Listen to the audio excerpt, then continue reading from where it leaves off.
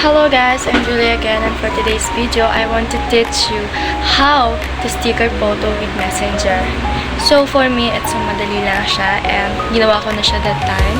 And iti-teach ko kayo kung paano gawin yung picture nyo ng sticker sa Messenger. Alam nyo yun? Sticker, photo, Messenger, papikit. So let's start. Hindi na natin ito papatagalin kasi sobrang dali lang guys. Tara! So guys, punta tayo ng Messenger. Yan. And pagkatapos natin pumunta dyan, punta tayo sa account mo kung gusto mo. Depende sa'yo. And may makikita ka dyan, smile. Yan. Tapos, ito ang kinalabasan niya. Depende yan sa inyo guys if meron ba kayong ganito or depende yung, basta yung pag ganito siya. Tapos meron siyang ganito. Basta yan. Pero sa akin, ito ang meron sa akin. So, punta tayo dito sa gifts. Tapos ito na ang kinalabasan. Ito, punta tayo dyan. Pangit. Ito na lang. Pangit ang picture ko. Ito. Yan. And then next natin. At yan. Depende yan sa'yo kung gusto mo nito.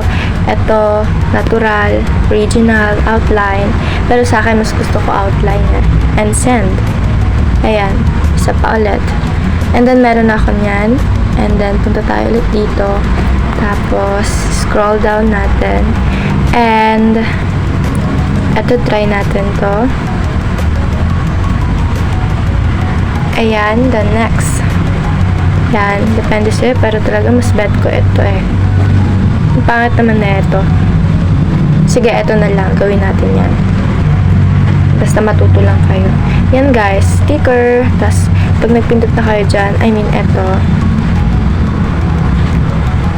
Andito na yung mga sinet up ninyong sticker photos ninyo with Messenger. Makikita ninyo na siya dito. Dyan. Yan. Kapag okay na, yun na yun. Madali lang siya guys. Depende kasi yun sa Messenger ninyo eh.